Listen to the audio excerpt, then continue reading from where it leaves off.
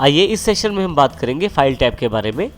File tab पे click करें तो आपके पास काफ़ी सारी कमांड्स अवेलेबल हैं। आइए अब बारी बारी से हम इन कमांड्स की जानकारी लेते हैं। सबसे पहले आपके पास यदि ध्यान दें तो मेरे पास यहाँ पे डॉक्यूमेंट लिखा आ रहा है ऊपर टाइटल बार पे। अभी मैंने इस डॉक्यूमेंट को सेव नहीं किया है। यदि आप अपनी कोई फाइल सेव करना चाहते हैं तो उसके लिए फाइल पे जाएं और सेव कमांड पे क्लिक करें। जैसे ही आप क्लिक करेंगे आपके पास यहाँ पे एक save as dialog box available हो जाएगा, जिसमें यदि आप ऊपर की तरफ यहाँ क्लिक करें तो आपको जानकारी मिलेगी आप कहाँ पे हैं इस वक्त। इसके अतिरिक्त आप यहाँ पे सेक्शन बने हुए हैं दो। लेफ्ट सेक्शन में आप किसी भी लोकेशन पर जा सकते हैं जहाँ आप अपनी फाइल को सेव करना चाहते हैं। इसके अतिरिक्त जैसे डेस्कटॉप या डॉक्यूमेंट्स पे, मैं यहाँ डॉक्यूमेंट्स पे अपनी फाइल सेव करना चाहता हूँ। आप राइट हैंड साइड पे देख सकते हैं कि डॉक्यूमेंट में पहले से कुछ फाइल और फोल्डर अवेलेबल है। यहाँ मैं नीचे फाइल का नाम लिख देता हूँ।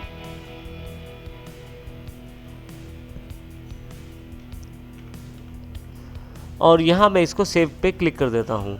जैसे ही सेव पे क्लिक करता हूँ मेरी फाइल यहाँ सेव हो जाएगी। यदि आप ऊपर की तरफ देखें तो यहाँ पे नाम अवेलेबल हो गया है। अगर मैं इसमें कुछ भी चेंज करता हूँ, जैसे मान लीजिए इस पिक्चर को मैं डिलीट कर देता हूँ या कुछ कलर सेटिंग चेंज कर देता हूँ, तो मुझे दोबारा जब फाइल पे सेव करूँगा तो मेरे से नाम नहीं पूछा जाएगा।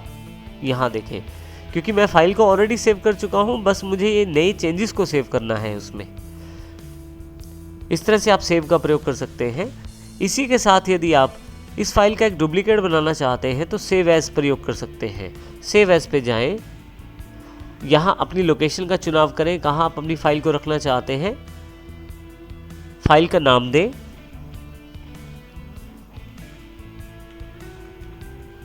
यदि इस नाम से पहले फाइल होगी तो आपको यहाँ विंडोज 10 के द्वारा एक एरर दिखाई दे जाएगा।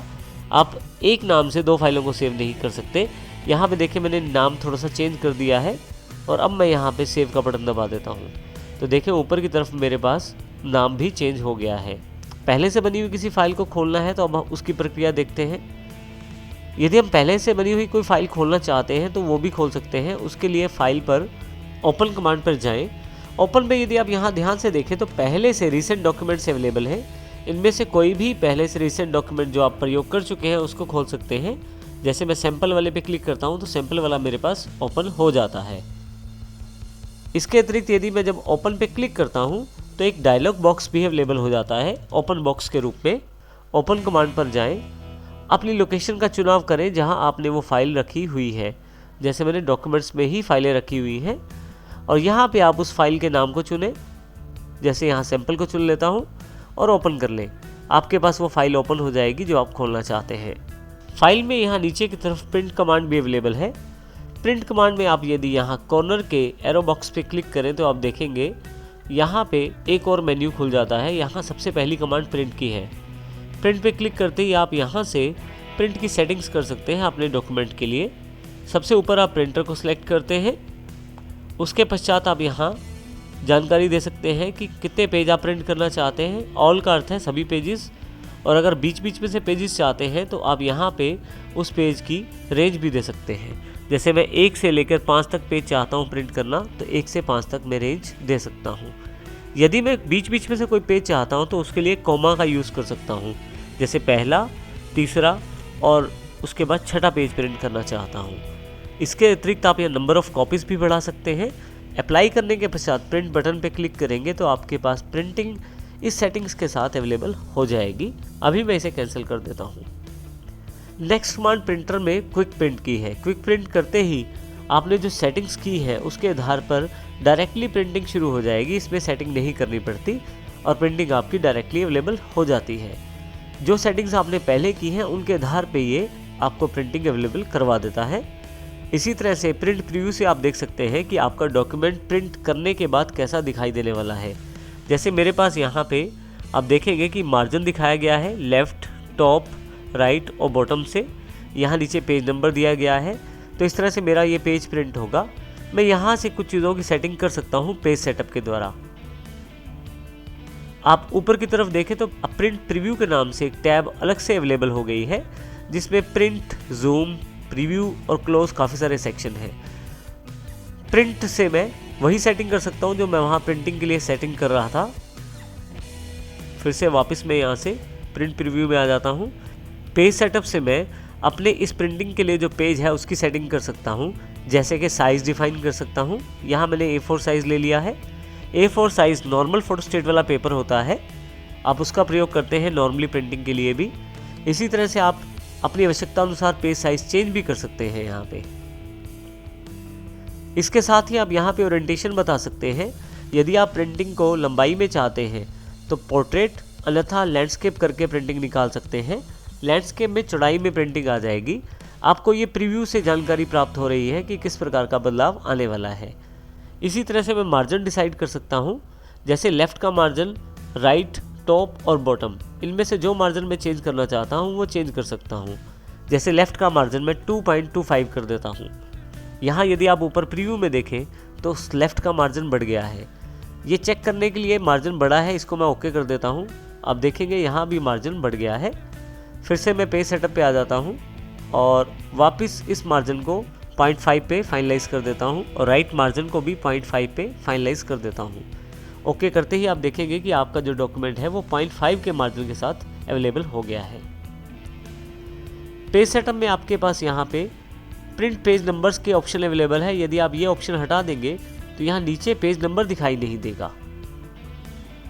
यहाँ देखें पेज नंबर 1 आ रहा था, वो नहीं दिखाई दे रहा। यदि आप चाहते हैं कि दिखाई दे तो पेज सेटअप पे दोबारा जाएं, प्रिंट पेज नंबर्स को क्लिक करें और ओके कर दें। ये देखें नीचे पेज नंबर दिखाई देना शुरू हो गया है। इसी तरह से आप यदि जूम का लेवल बढ़ा या घटा चुके हैं तो 100% जूम पे आने के लिए आप इस बटन का प्रयोग कर सकते हैं। ये देखें अब ये बटन 100% दबाने से ही मेरा जो पेज है वो 100% जूम लेवल पे दिखाई देना शुरू हो गया है।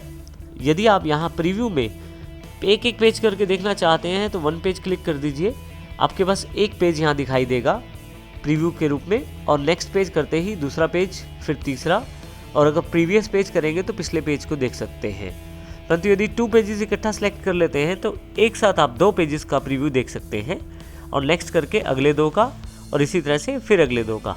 तो इस प्रकार आप इन 1 पेजेस 2 पेजेस के साथ प्रीव्यू के इन दोनों एरो बटन्स का प्रयोग करके नेक्स्ट और प्रीवियस पेज को देख सकते हैं।